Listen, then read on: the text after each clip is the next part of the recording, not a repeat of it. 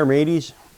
I'm landbound for a little bit here, visiting family in Wisconsin for the holidays, and thought I'd give you a little recap of some of the things I did this year on the boat. Made a list because I tell you what, when I started thinking about it, I did a lot more than I thought I did. I broke it down into three categories. The boat seaworthiness, to keep that in shape. My live aboard comforts, and then some just general care. I'm not going to go into a lot of the general care. But let's start with the boat seaworthiness. I mean, that's the most important thing is the boat seaworthy. And I've got videos on most of this stuff, and the links are in the description here. I didn't want to fill the video up here with all these little tags and so forth. But one of the things I added, real simple, was a boom brake. To keep the boom from swinging, kind of breaks it. Doesn't break the boom, it slows the boom down so you don't get slapped in the head from an unintentional jibe. That was a nice thing to put in. Battery charger, major item here. Really nice though. I put in a new battery charger, Power Mania, easy to install, lightweight, waterproof, an absolute necessity. New Seacocks. I did that early in the year with Groco products, and I've got one more Seacock I need to replace. It's still got the faucet on it. I forgot about that one when I was doing these others. Really interesting on how Groco manufactures these, and there's different types and the strength of them and that, but new Seacocks, very, very important. Wind instrument, I don't have one, or I didn't have one, but I got a wireless wind instrument from Sail Timer. Works really well. Now in one of the heavy winds we had, I didn't have it mounted quite right, and it bent over a little bit. I've got to replace the wind cups on it, but that's an easy fix. Now I know when I'm out there, instead of just what's the wind doing, I got an idea of what's really happening. My headliner project. Now that was really kind of twofold. One of them was for the livability and another one for the looks. But a big part of that was my port lights, two of them were leaking. I needed to take them out and replace it. And all the wood that was on the side there was all rotted from earlier. I never really replaced that. So I'm replacing that, and then I rebedded the port lights. And I've already got that done. The whole liner project isn't finished yet. But I use, when you do the rebedding, make sure you use a good marine grade caulking on that. Now I used Starbright on that.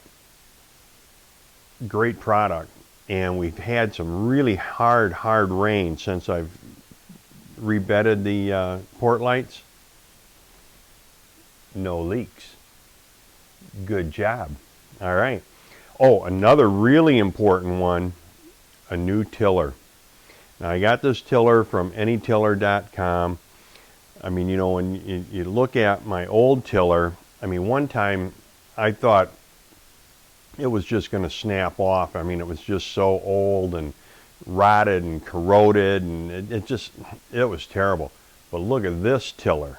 This is fantastic. It makes me feel a lot more comfortable out there sailing, especially in heavy winds and hard seas. I mean, this tiller, fantastic. Now, another issue I had was I'd be out sailing, talking about tiller sailing, working with the tiller, and so you shut the engine off. I go to start the engine. I'm pushing a button 3 or 4 times, before it kicks in.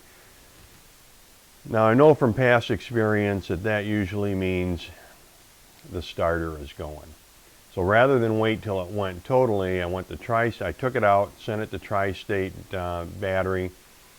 They rebuilt it. I put it back in. No problems since I put that back in. So that's kind of the seaworthiness parts of the projects. Now some of the more live-aboardable projects, and this is really, really nice. All I had before for refrigeration was an ice box and a little DC refrigerator. Didn't really keep things cold. I installed a cool blue unit with the air compressor. Now I insulated the interior of the box. I put 2 inches of the foam insulation in, and then I coated it, or actually before I put it in, I coated it with epoxy. Put a little fairing compound in there to make it thicker, and I used a Seahawk epoxy on that. I put that in, then once I put the foam in, then I put fiberglass tape, you know, around the corners and sealed all that up with epoxy so it's all waterproof. I tell you what, that makes it makes cruising a lot easier too, because now I don't have to go to the grocery store every other day. I can keep food. The bottom portion of my refrigerator, now I have this set on number 3 of, I think it's 7, and the bottom portion is like a freezer. I put some, even if I don't put it in there frozen, let's say like chicken breast, I individually wrap it, I stick it in the bottom of the refrigerator, it's frozen. Fantastic. Then I have a shelf I put in there for all my refrigerated goods. Having a dependable refrigerator has made living on board a lot easier. And so then part of that was putting in the new sink and the galley. And my old sink, you know, I had put fiberglass underneath the sink on the outside of it to keep it from leaking, had all these little pinholes. So from Ambassador Marine, I got a round, high polish stainless steel sink and a new faucet, nice small footprint. It's got the spray nozzle that pulls out, makes doing the dishes and cleaning up a lot easier. And the galley looks a lot nicer too. I put a piece of corian down and put the sink in. Looks super. Another thing, talking about the sink, I added a freshwater inlet to the stern of the boat so that when I'm at shore, I can just hook up the city water or the pier water right to the boat. I don't have to work out of the holding tank. I've got all the water I need. Another great comfort and makes it easier for when you're at the pier. Back on the headliner project again. Another key thing in the boat to make it more live-aboardable is lights.